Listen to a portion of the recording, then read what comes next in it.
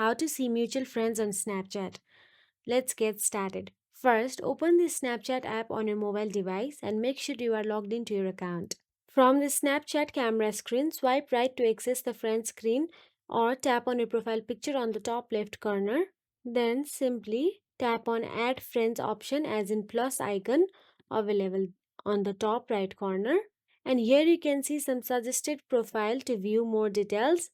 Snapchat may display mutual friends if you have them. As you can see, Snapchat suggests people you may know or have mutual friends with based on your existing connections.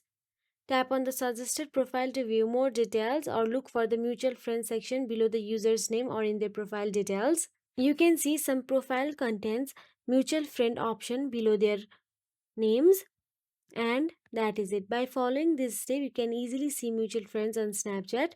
This allow you to expand your Snapchat network by connecting with people. If you found it useful, don't forget to like, share and subscribe to our channel. Thank you for watching.